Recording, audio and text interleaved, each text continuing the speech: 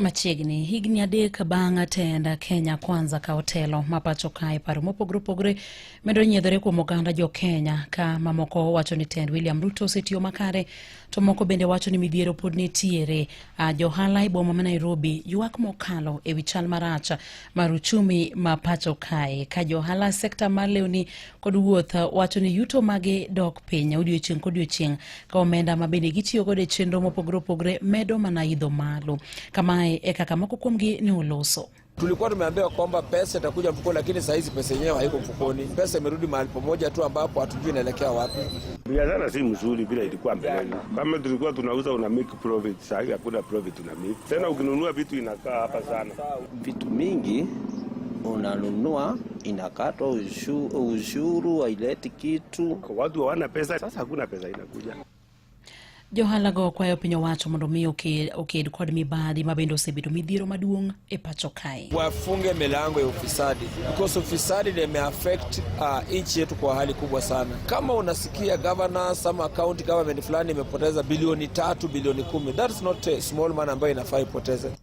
Kalure gi Ngire Maina Muchara ma en jalony weche mag uchumi kuom higni adek ma Kenya Kwanza osebedo e telo osebedo ka ijuogo jo Kenya usuru mang'eny gino mabende osemiyo ginyal chopo dwaro magi ma odiochieng' kodiochieng'.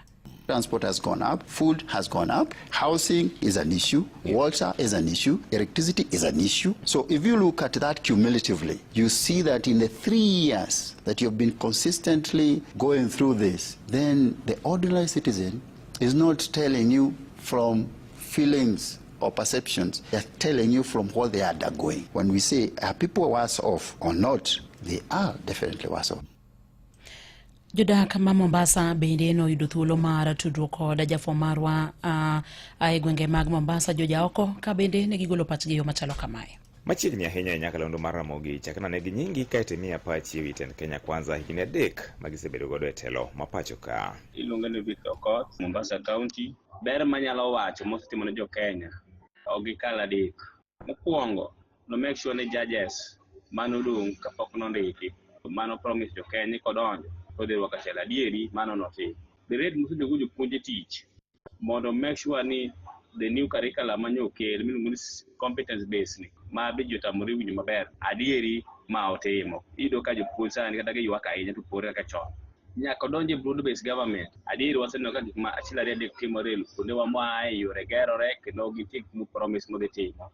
Yo wabine kaka koro ni cabinet. To gin kuonde mage miparo ni pod ng'ikruok nitiere? Gik ma pod chendo e Kenya ka en SHA.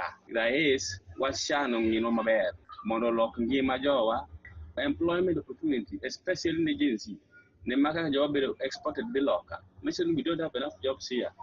Ma ji nyalo timo kod be security kanyalo miye percentage anyalo miye 50%, lakini nyaka nyo broad based chakre to koro otemo matin. Erokamano ahinya. Wayudie ng'at machielo. Ginyinga iluongana Sumba Esbonoyo, achiel kuom jodak ma Mombasa. Kaluwore kod higni adek mar sirikal mar Kenya Kwanza, wasebedo kod changamoto mang'eny, ng'anyo mar jojensi kaluwore kod garama mane ni matek mar ngima, osuru mar ute, lokruok mar NHIF to gi NSSF. Gigi osebedo kod changamoto nikech moko ne menyo directly payslip ma jopiny, omiyo magi osemiyo sirikal obedo kod changamoto. Ang'o ma diher wacho ewi lokruoge mag dwaro ni chenro mag piny Kenya ota e yore mag mbui? Lokruogego waneno ka moko osechako kelo matunda. Kidwaro government services tiyudo ka a lot of corruption kidogo bedo eliminated, ma ji koro chuno ni nyaka ti kod electronic system.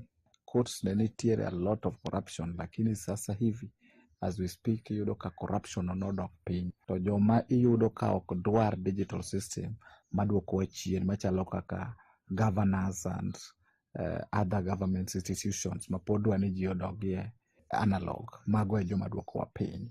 To kwatieko, iparo ni ber mane ma japiny ma kawaida kide kiyudo ka piny owacho biro keto e tim tayo chenro mage e yor mbui? Japiny ma kawaida biro yudo haki mar en bende mondo timie tenda ma jodongo timo kata mang'eruok timo. Mae momineno ka gini wabunge goe, governors goye nikech ging'eni the loophole of corruption dhi karumo. Aneno ka sirikal is on the right track, omiyo kata ngima nitie ni tek to nyaka wavumilia uru ka wang'eyo ni kiny wadhi loso ngima bedo mayot. Erokamano ahinya ne twak gi moko kuom jodak Mombasa kamiyo pachgi ewi tend William Ruto higni 3 nyaka ne gichak tayo telo ma pacho ka.